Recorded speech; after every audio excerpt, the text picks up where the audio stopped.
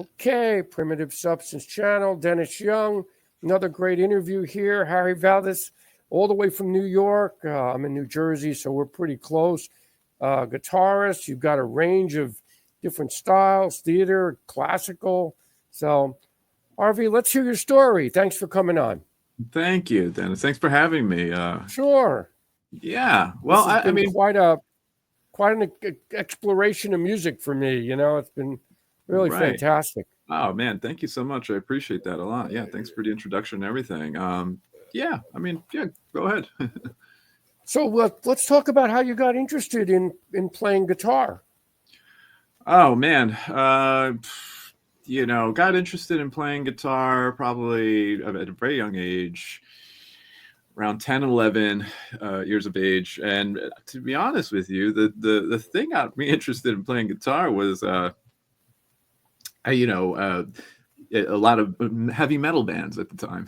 Oh, that's interesting. So like, at that time, what was really big, I mean, Guns N' Roses was huge. I mean, Appetite for Destruction came out at that around, 88 or something, 87. So that as a kid, that made an impression. And then therefore that snowballed into, Metallica and everything else around that, and harder music, thrash metal. And I grew up in New Jersey as well, actually. So there was kind of, I guess, growing up, at least I felt that there was a presence of that, in New Jersey, of like heavy metal bands. Oh yeah. and venues and in MTV for sure. I mean, I grew up watching MTV. I mean, I remember I have an older brother and sister, so I remember the very first day that MTV came on, and I watched that, and as a kid, I was like, wow, what a world of like experiencing all these weird videos and eclectic programming. I'm sure you remember at that time. At that time, it was very eclectic. I mean, I don't know where it's gone now. I mean, the channel's like, who the heck knows? They should change the name. Yeah, exactly. It has nothing to do with music at this point. Nothing to do with music.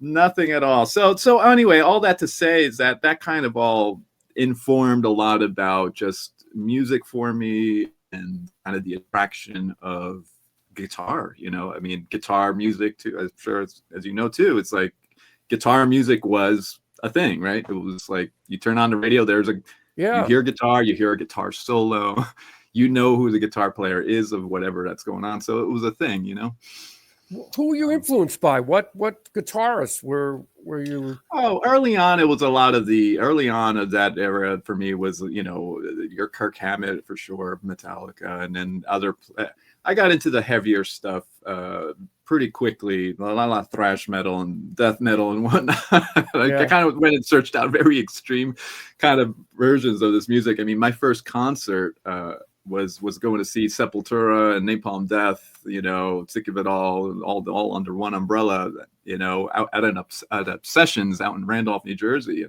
and so people of that genre of music were guitar players were very influential for me early on, and then of course like Jimmy Page and Jimi Hendrix were big heroes as well. So not alongside a lot of this very more extreme sort of metal stuff, I also had the other more kind of classic rock thing, Now, were you playing in bands in high school, like cover bands? Did you get involved with that?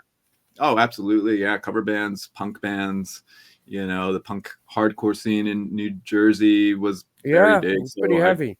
I would go play places like Studio One in Newark, the Stone Pony. Anyway, so yeah, all that was a part of my, teenage years for sure. Yeah. Well, your music now, I mean, you have such a range of different styles now. I would never know that you were a big heavy metal guy. Yeah, So, it's quite a trajectory, right? It's kind of like a whole other weather place, right? Right. Well, that's what happens with when you're evolving as a musician. You're influenced by all these different styles, and then you come to a point where it's you as far as what you are as a player. Exactly. So you've done 5 albums already, right? Yeah, 5 albums as a leader, all very different from each other. I noticed that. Yeah, so I mean to speak to that a little bit, it's just I've kind of always just followed my muse in terms of like what my interests are and what I'm trying to achieve artistically, and just follow it, So yeah, as you probably know, I put out a record that's a trio record that's kind of a little bit in line with where we just started, about kind of like my early years of heavier music and whatnot, and I did a trio record of my compositions, kind of exploring that, but also in a free improvisational space as well. So there's, because with Roundabout, your first record is very like jazz standards. It's the farthest thing from heavy metal, but it's beautiful. Oh yeah. Thank you. Yeah. Beautiful And record. right. Yeah, appreciate that. Yeah, that record for me too. Same thing. It's like as I kind of graduated out of the more extreme sort of music stuff and kind of exploring more art music, I guess you can say, which is right. Instrumental music. Jazz was the place for me that I lived in for a very long time, and I explored a lot of the playing of very traditional jazz, bebop jazz guitar. And I've always had this kind of interest in solo jazz guitar, and as a student early on, and learning that music and kind of seeing a lot of great guitar players playing that style, it was always something. Yeah, like, not easy. How do you do that? Yeah, jazz is not easy to play. You really have to learn. Yeah, you got to really spend time with it. So I spent a lot of time. I went to school for jazz. I studied at the New School for jazz performance, and so I got to study with a lot of greats. And anyway, so that record Roundabout for me was like kind of a little bit of an homage to that kind of era of my time, of spending and feeling like, oh yeah, I've always wanted to kind of do a solo jazz guitar record, and I'm going to do it in a way that kind of represents really me and my voice through it, which was my take of kind of having a very poetic sort of approach to playing solo jazz guitar, outside of the same more kind of traditional sense of solo jazz guitar, where it might be swinging or like very like, oh, okay, this is traditional, feels good sort of thing. I was a little bit more on the other side of it, like, let me explore it in a freer way. Yeah, it worked. And then I read, but you had one of the longest guitar improvisations. Oh, Let's hear about that. Oh, that was for a that's just a little press that came out for a movie that I did the score for. It was called this movie called The Utopians, that premiered at the Berlin Film Festival a bunch of years ago. So there were some parallels, I guess, that the press was doing around Dead Man, which is a Jarmusch movie that Neil Young did the music for, and so there were kind of some parallels to that. That's great. Oh, it gave you good press. So are you working? Do you do film music too? Sometimes I do. My wife is a film, she works in film as a director and writer of movie and stuff. So I've done some of her film scoring of some of her movies, her short films, and she's working on a feature now. So I'll be working on that. And also through the years, I've done a lot of different, just as a session player and playing on film scores. Oh, that's great. Yeah, that's a hard field to get in. I interviewed Michael Brook. Do you know who Michael Brook is? Oh, wow. Yeah, of course. Yeah, he's got an incredible film catalog of stuff. Absolutely. But I guess you got to get in. You have to have a connection. It's not easy. It comes around. I mean, it's not that it's like, I won't say that I'm in that world where the work is as consistent as someone who is a straight up film composer. But, I've been enough where my name has been passed around because I play so many different instruments, and also have developed a certain style that people might say, okay, those will work in this. So, I get contractors saying, hey, okay, I need you for this or something, Yeah. But that's all it takes. I mean, you get a connection, you did something great, and then all of a sudden, all the projects happen. I want to talk about this point counterpoint record. I mean, that has a lot of Mahu Vishnu orchestra. Right. Like, it's intense. Thank you, man. Yeah. That's that has a lot. That's to speaking earlier about the kind of the heavier music that I was into. Yeah. And I'm still into a lot of that. The kind of music it still informs a lot of kind of where my voice is too. Although it doesn't come out in that very straight way. I'm not in like a metal band or anything. But that record, Point Counterpoint, was kind of a bit of that for me. And like I said, in kind of bridging these two worlds of like heavier music and composition with also a kind of free improvisation also embedded within it. So it's fantastic. Yeah, it's two parallel worlds trying to come together. It is. And then you had David Torn master it. Oh yeah. Torn. Yeah, I love David Torn. He's amazing. I did an interview with him. He's right. He's great. He is great. He's just the dude, you know. Good dude, and man, the sounds he comes up with, are just really phenomenal. Yeah, he's been a big influence, and happy and proud to say that I've got to know him over the years. So it's really nice to have. Now another interesting thing, Harvey, you did actually a Bach record, right? Yep. That's really neat. Yeah. Where'd you get the idea for that? I mean, very different thing too. Also, yeah, very different from jazz guitar to very much so. Counterpoint, Mahavishnu-esque music to Bach. Yeah. Bach was another thing that I've always kind of thought I've had in the back, like, oh, you know, it'd be so cool to make a Bach record on electric guitar, you know? Yeah, that is unique. Yeah, and I've I kind of haven't really come across that too much, and I've had that idea for a long time, kind of brewing. But it's always been like finding the time and to sit down and really get inside that music and do it in a way that I would honor it and also try to have, again, some part of my voice in it. And the pandemic was the perfect time to do that. I imagine. So you must read music fluently, right? Yeah. Yes, I'm always looking at some score all the time. Oh, that's great. Yeah. And then do you score your own music, or are you just the improvisation, or you just play? I'm a little bit of both. I probably sit more in the realm of improvisation, you know. And when I get together with folks and try to do something, kind of maybe have a loose concept of something that you know brings that out, as opposed to following a script of here's a score, play the parts sort of thing, you know.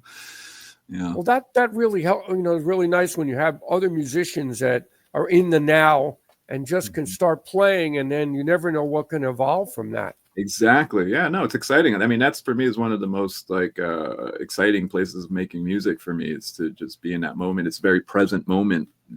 Having your ears wide open to just be hearing and listening and having a conversation with a player, you know, in a way that's not about, well, here's like a jazz tune and let's play on these changes, right? You know, it's like, no, we're making some music and some connection here that's coming out of this moment, you know.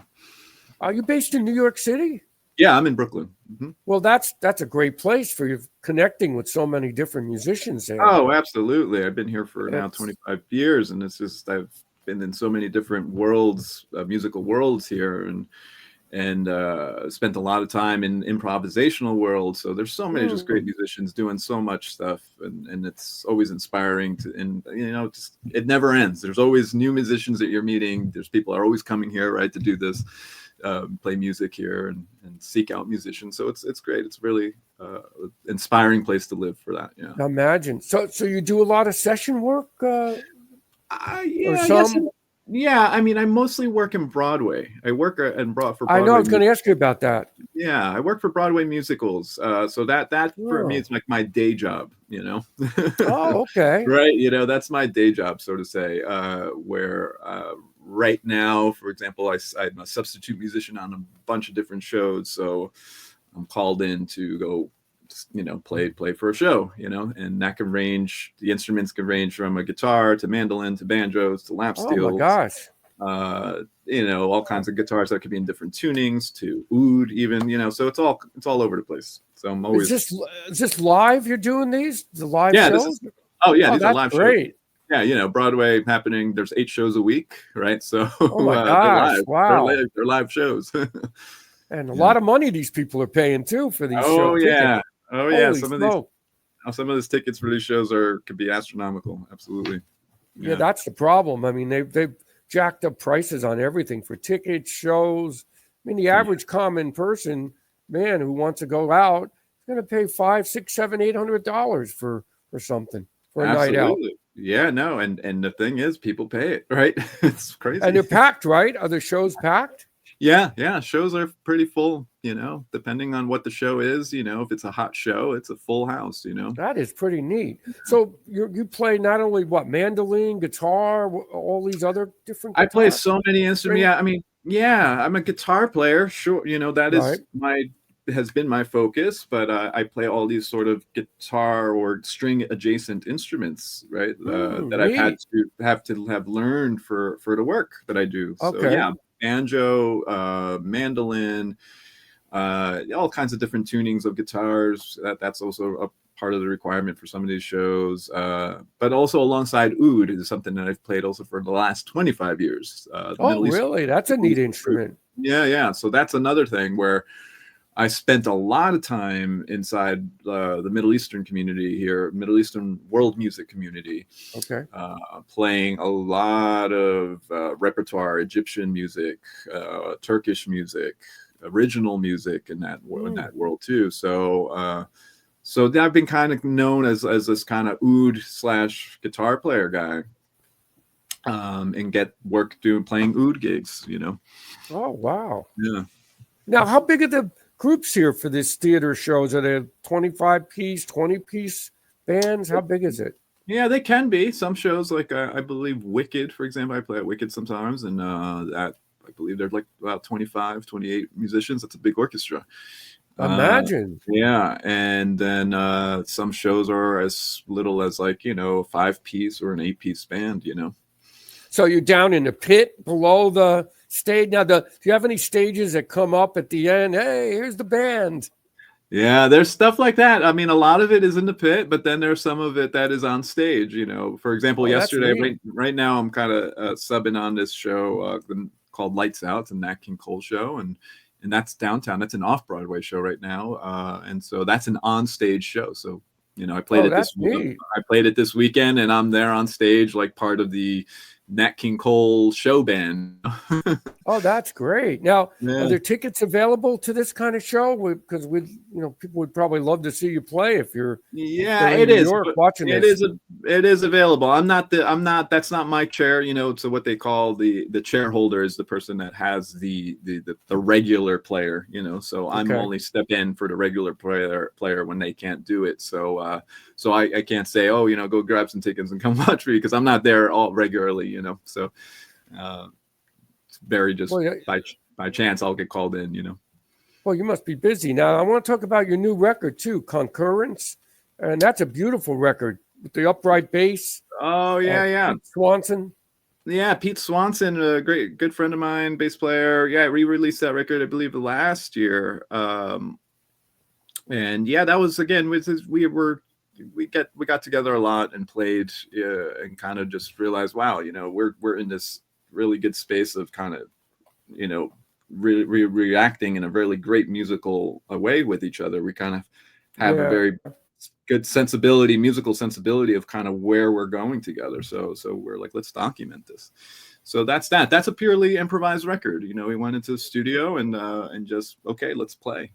So, and with the idea in mind, and with a lot of this stuff too, it's like, it's really good. I mean, thank you. Yeah, with a lot of this stuff with like free improvisation too, it's like there's kind of facets of free improvisation that can lean into more noisy sort of spaces, and that's great. I've played on records like that, but I'm also very interested in kind of this sort of spontaneous composition, that approach where what the listener might be listening to might say, wow, this sounds like either they're like reading a composition or something like this, so with the idea in mind that we're trying to compose themes and improvise off those themes, and the result would hopefully be that, like I'm saying, it would sound like a composition, like a fleshed out composition. Yeah. Well, I think that's what musicians need. You have some strict people going to music school and all they know is what they see written, but they don't know how to improvise. Yeah, so I think it's important that you have that element to your playing, is be able to improvise, and if you find the right musicians to do it with, even more fun. Oh, absolutely. Because you've done solo improvisation, I see, on some of your recordings. I've done a lot of solo improvisation gigs, and one of my records, Solitude and Tones Its Echo, is kind of in line with what I just said. It's this approach of playing solo music on guitar that has a sense of kind of a fleshed out compositional sense to it, but it's improvised. So for me, like what the biggest influences for me in this sort of space of instrumental solo music has been piano players. There's so many great solo piano records. So like big influences for me are like Cecil Taylor, and that's, it's a very extreme kind of place because, he's very percussive and very like big and bold with his playing, and I love that, though, the energy around it. But then other players like Craig Taborn is somebody that's a little more current of the day today, and so some of his records that are solo were very inspirational for me, like to be like, okay, this guy can create a world, and I'm listening to him like, wow, this sounds almost like a classical composition in a way. Yeah. Well, that's why I always loved about Bill Evans. His playing. Right. And, he grew up, I'm in South Plainfield. He grew up in North Plainfield. Yeah. All right. It's pretty amazing. That is amazing. Wow. You're in South Plainfield. I grew up kind of pretty near there. So I grew up in Union County. So yeah. But he had such amazing chords that he created. He created this whole world with these off type of chords that he did. Yeah. Absolutely. So I in a way, I have always had a little bit of piano envy because of like the access that they have to so much, 10 notes, right? Right. And all the kind of just playfulness between the two hands and all this sort of stuff, and the way they can kind of be very poetic on their instrument.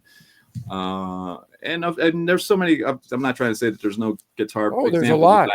There's a lot. But that's kind of been my focus and my interest in exploring solo music, Yeah. So kind of grabbing a bit of that into this, Let's talk about this OUD world. What's this? A world music ensemble? Is that what it is? Which one is called? Sorry, say that again. Is it OUD? Is that the name of it? Oh, Oud, right? The Oud. Oud, yes. Oud, yeah. Oud. Let's hear about that. Right. So like I was saying before, so Oud is something that has been kind of alongside my guitar playing career as well. I picked up the Oud about 25 years ago.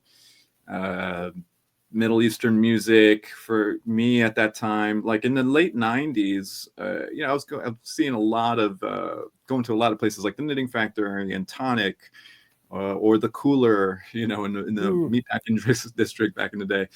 And there was always a kind of a scene budding around the downtown scene, right? That was already very active, but this the scene within that's been about like world music and exploring world music in a sort of Western context, right? It's like, I guess you could say fusion in some sense, but not fusion music as we know it, like a Return to Forever or something like that, But anyway, so that kind of grabbed my interest. So early on, a player like Dave Fusinski was very inspiring for me because he was one of the first guitar players that I've seen play fretless guitar and use it in a way that is coming from a source of world music or Middle Eastern music, also Indian music, but also putting his own stamp on it. That's like very much rooted in jazz improvisation. So all this stuff kind of got me really like excited and seeing bands like Keith was one, or another Hasidic New Wave was another band at that time. That was great that he played in. Also another band called Paradox Trio that was around. I have to check him out. These are all great bands. They're not really, well, Dave Fusinski still plays, but these bands are not really active anymore. But so all that to say is all that stuff kind of really started pushing me into the direction of Middle Eastern music.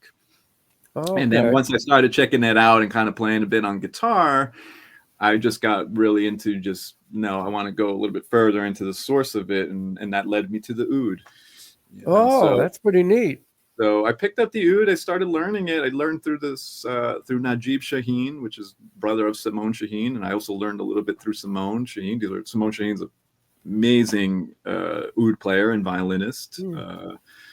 plays Middle Eastern music, and he's still very active. And anyway, and so I learned a little bit through him, and I learned a lot through his brother, and I was starting to play in a band, playing repertoire. Like that happened very Wow. quickly. So it was Yeah, like, okay, I'm man. taking lessons on the Yeah. oud, and here I am, and then like 3 months in, I'm playing in a band, and that was a really great experience for me because it was a very organic experience in terms of you pick up an instrument and you go play in a band, right? Like that's Yeah. kind of what you do, right? That is true.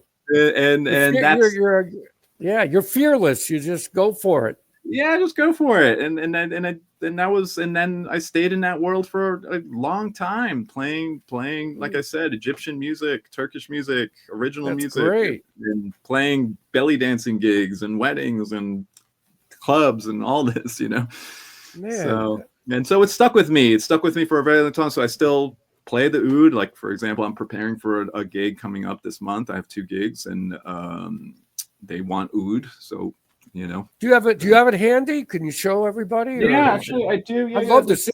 I Let's see it. had to take it out of the case to Oh, look at that. preparing it. Oh, Yeah, beautiful. yeah. It's a beautiful instrument. I'll just give it a little sound, but it's like Yeah, let's hear some of it. I don't know if it's in tune. It might be still struggling to stay in tune right now.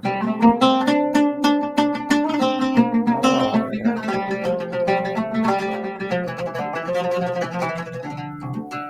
Yeah, it's a That vibe. sounds beautiful. Thank you. Yeah, it's a vibe. So it's a. It is. I love that way it's made. Wow. Yeah. It's a beautiful instrument. It has a pretty cool construction to it.